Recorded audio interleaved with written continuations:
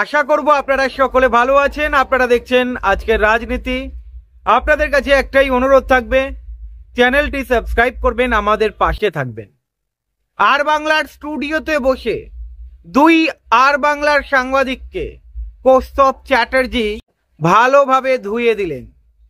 আর বাংলার স্টুডিওতে বসে বিজেপির গুণগান গাইছিল দুই সাংবাদিক। আপনারা বুঝতে পারছেন কোন দুই সাংবাদিকের কথা বলছি। আপনারা শুনবেন কৌস্তব চ্যাটার্জি আর বাংলার স্টুডিওতে বসে আর বাংলারই দুই সাংবাদিকের মুখ চুপ করিয়ে দিলেন। শুনুন কৌস্তব চ্যাটার্জি কি বললেন। তুমি যে কথাগুলো বলছো দারুণ লাগছিল শুনতে, গায়ে কাটা দিচ্ছিল। যারা ইউটিউবে এই মুহূর্তে দেখছেন তারাও হয়তো বলছে কৌস্তব দা কি দারুণ বলছো তুমি, অসাধারণ। রিপাবলিক বাংলা সমস্তটা করে দিচ্ছে এই একটা মঞ্চে বসে, আমরা শীতাতপ নিয়ন্ত্রিত ঘরে বসে এই মহাজোটটা তৈরি করে দিচ্ছি। কিন্তু কৌস্তব সাধারণ মানুষ, আমার তোমার থেকে বেশি এই মুহূর্তে যে কোন প্রান্তিক মানুষ ইউটিউবে বসে দেখছেন, যার হাতে মোবাইল ফোনটা আছে, যিনি হয়তো চায়ের দোকানে টেলিভিশন সেটের সামনে বসে দেখছেন, তার তো অলরেডি ঠিক করে নেওয়া কৌস্তব যে তার ভোটটা কোন দিকে যাবে, কে আমাকে বাঁচাতে পারবে। আমি ঘর ছাড়া, আমার দাদা ঘর ছাড়া, আমার বৌদিকে হয়তো মারধর করেছে, আমার টালির চালটা ভেঙে দিয়েছে কোন শাসক দলের প্রতিনিধি, কাকে ভোট দেবো? যে দেশটাকে বেঁচে দিচ্ছে এই মুহূর্তে, না যে আমাকে প্রাণে বাঁচাচ্ছে? ময়ূক সুন্দর নির্মাণ করে দিলে, ময়ূক সুন্দর নির্মাণ করে দিলে, খুব সুন্দর নির্মাণ করে দিলে। আমি আবার বলছি, যে কয়েনেজ তৈরি করার চেষ্টা করছে চ্যানেল বা বিজেপি, যে কয়েনেজ করার চেষ্টা করছে, পোস্ট পল ভায়োলেন্স হয়েছে মারাত্মক। 2016 সালের পোস্ট পল ভায়োলেন্সে আমরা আক্রান্ত হয়েছি, 2021 সালের পোস্ট পল ভায়োলেন্সে বিজেপি আক্রান্ত হয়েছে। কিন্তু আসলে প্রতিদিন কেন্দ্রীয় সরকারের নীতির কারণে এবং রাজ্য সরকারের নীতির কারণে মানুষের অবস্থা খারাপ হয়েছে। আর বিজেপি কোথায় আছে? বিজেপি আছে টেলিভিশন চ্যানেলে, বিজেপি আছে বিধানসভায় অল্প কিছু সংখ্যায়, আর বিজেপি আছে তৃণমূলের অভ্যন্তরে। যা তৃণমূল তাই বিজেপি। বিজেপির সমস্ত দুর্নীতিগ্রস্ত নেতারা তৃণমূলে চলে যাচ্ছে, তৃণমূলের যত দুর্নীতিগ্রস্ত নেতারা বিজেপিতে চলে আসছে। কেন? কিসের জন্য? যেই ক্ষমতায় আসুক না কেন, আমার চুরিটা যাতে বজায় থাকে, আমার কয়লা চুরি, আমার বালি চুরি যাতে বজায় থাকে। বেশ কৌস্তব, একটা প্রশ্ন শুধু আমার দিক থেকে, বারবার মিডিয়ার কথাটা আসছে, চ্যানেলের কথা আসছে, তাই বলছি। মানে আমি আর ময়ূক কিন্তু সত্যি সত্যি কমেন্টেটর, ধারাভাষ্যকার। তন্ময় বাবুও বললেন, আচ্ছা নিশ্চয়ই কৌস্তব আমাদেরই বয়সী প্রায়, আমার ধারণা অজয় বসু, প্রসূন সরকারের ধারাভাষ্য আপনিও শুনেছেন কৌস্তব। হাবিব আকবর যদি 18 সেকেন্ডে গোল করেন, ভাষ্যকার তো হাততালি দিয়ে উঠবেন বক্স থেকে, কমেন্ট্রি বক্স থেকে। এতে কি আমি প্রমাণ হয় যে আমি হাবিব বা আকবরকে সাপোর্ট করছি, আমি মোহনবাগান বা ইস্ট বেঙ্গল? কোনোভাবেই প্রমাণ হয় না, কোনোভাবেই প্রমাণ হয় না, কোনোভাবেই প্রমাণ হয় না। কিন্তু আমি এটা আরো দৃঢ়তার সাথে বলছি, বিজেমূল নিয়ে কর্মসূচিটা করলে এত কথা বলতাম না। আচ্ছা, কমেন্টেটর নিয়ে হয়েছে বলেই কথা বলেছি, বিজেমূল নিয়ে কর্মসূচি হয় না রিপাবলিকে, সেই কারণেই বলেছি। কমেন্টেটরকে খেলোয়াড় বানাচ্ছে। ভায়োলেন্সের সময় 2016 সালের পর আমরা সাধ্যমতো কমরেডদের বাড়িতে থাকার চেষ্টা করেছি, আক্রান্ত হয়েছিল। আমি শুধু বলছি, এই 2021 সালের পোস্টপোন ভায়োলেন্সের পর অর্জুন সিং, মুকুল রায়, যাদের বিজেপি কর্মীরা ভরসা করেছিল, তারা পালিয়ে গেলেন। অমিত শাহ ভোটের আগে কর্মীদের বাড়িতে, বিজেপি কর্মীদের বাড়িতে খেতে যেতেন, আর ভোটের পর হেরে যাওয়ার পর সৌরভ গাঙ্গুলির বাড়িতে খেতে যান। এটাই পার্থক্য। মানুষ বুঝে গেছে বিজেপি থাকবে না পাশে। আমি প্রথমে বলবো যে শঙ্করদা একটু সুবিধে করে দিল আমার। শঙ্করদা একটা কথা বলছিল 2001 সালে বিজেপির ভোট কত আর 2021 সালে বিজেপির ভোট কত। আমরা প্রথম থেকেই একই কথা বলছি। জ্যোতিবাবু এই কথা বলেছিল অনেকদিন আগে। তৃণমূল দুর্নীতিগ্রস্ত প্রথম থেকেই আমরা জানি, মানুষকে আমরা বোঝাতে পারিনি কোনটা মুখ আর কোনটা মুখোশ। কিন্তু এটা জানি, কংগ্রেস থেকে বেরিয়ে তৃণমূল কংগ্রেস আসলে বিজেপির সাহায্যে আরএসএস এর বিল্ডিং গ্রাউন্ড তৈরি করেছে আমাদের রাজ্যে। এটা প্রমাণিত, এটা বারবার বোঝা যায়। অখিল গিরিকে নিয়ে যখন আলোচনা হয়, অখিল গিরি যখন খারাপ কথা বলেন রাষ্ট্রপতির সম্বন্ধে, তখন পরিকল্পিত উপায়ে অনুরাগ ঠাকুরের কথাটা চেপে যাওয়া হয়, যিনি গদ্দারদের এক বিশেষ সম্প্রদায়ের মানুষকে গুলি করার কথা বলে কেন্দ্রীয় মন্ত্রী হয়ে যান।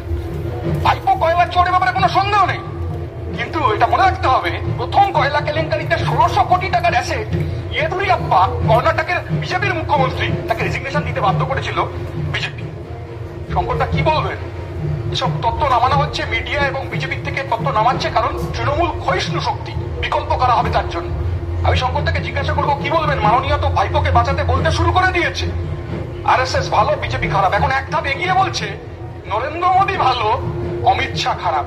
তাহলে কে বি টিম হলো? আমি আবার বলছি, যে দুর্নীতি তৃণমূল কংগ্রেস করছে, আসলে তৃণমূল কংগ্রেস বিজেপির জুনিয়র পার্টনার। বিজেপির দেখানো সমস্ত দুর্নীতি তা হচ্ছে পশ্চিমবাংলায় বিজেপির থেকে শিখে তারা হচ্ছে সংগঠিত করছে। আমি বলবো 2021 সাল, কেন্দ্রের নাম বালিগঞ্জ। 18-19-এর আলোচনা হবে, 14-এর আলোচনা হবে। 14 থেকে 16 ভোট পারলো কত বাম কংগ্রেসের, সে বিচার করতে হবে। আমি ছেড়ে দিলাম সেসব কথা। আমি বলছি 21 সাল বালিগঞ্জের নির্বাচন, আমরা ভোট পেলাম কত? 4%। তখন অবশ্য বিজেপির বাবুল টালিগঞ্জে দাঁড়িয়েছিল। 2022 সাল বিজেপির বাবুল তৃণমূলের বাবুল হলো, জিতলো, বিজেপির জামানত বাজেয়াপ্ত হলো, আমাদের ভোট দাঁড়ালো 4% থেকে 30%। এইটা রিপাবলিকের চ্যানেলে প্রতিফলিত হবে না। বারবার বামের তলায় ফুটকি বসিয়ে রামের সাথে জোটের কথা বলা হবে, তৃণমূলের তত্ত্ব বলা হবে না।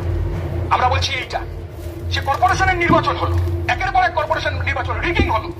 রিগিং এর পর দেখা গেল প্রতিটা ক্ষেত্রে প্রতিটা নির্বাচনে দ্বিতীয় স্থানে বামপন্থীরা জায়গা ফেরত পেয়ে এসছে। আচ্ছা বলুন তো কি এমন করেছেন? হঠাৎ গ্রামে ভোট যাবে কেন? কি কারণে? কিসের জন্য?